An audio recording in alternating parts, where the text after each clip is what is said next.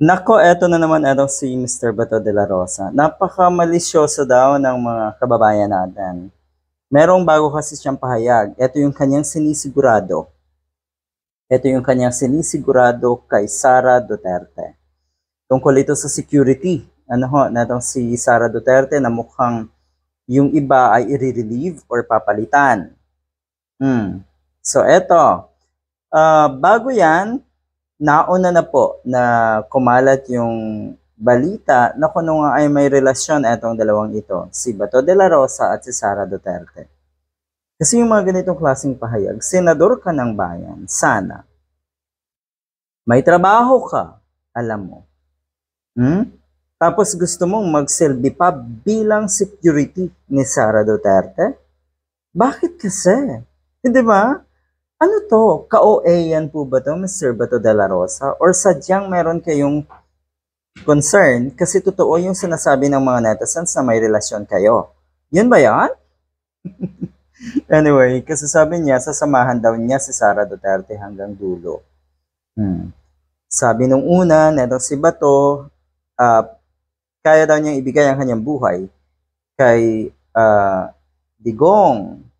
Pwede siyang mamatay or kaya niyang magpakamatay para lamang kay Digong. So ngayon naman, eto hanggang dulo daw ay sasamahan si Sara Duterte. Alam niyo po ba kung nasaan yung dulo netong lahat ng ito? Impyerno. Diba? Diba nasabi ni Sara Duterte rin? Sinigurado niya na itong si Bato de la Rosa.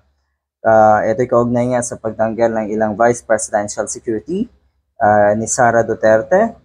Hindi ko siya iiwan. Sasamahan ko siya hanggang dulo. Kung sakali man daw natanggalan nga daw siya ng security or bawasan ng seguridad or security.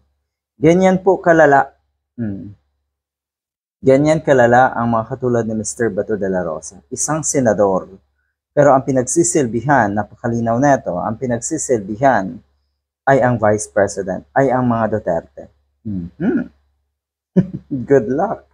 Alam natin alam ng sambayanan, alam rin ni Bato sa sarili niya na ito na yung kanyang huling halakhak. Wala na siyang ihahalakhak.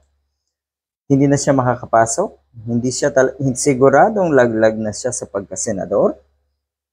At siguro ang huli niyang pwedeng gawin na lang ay harapin talaga yung kanyang mga kaso, lalo na po sa ICC at yung iba pa. Good luck.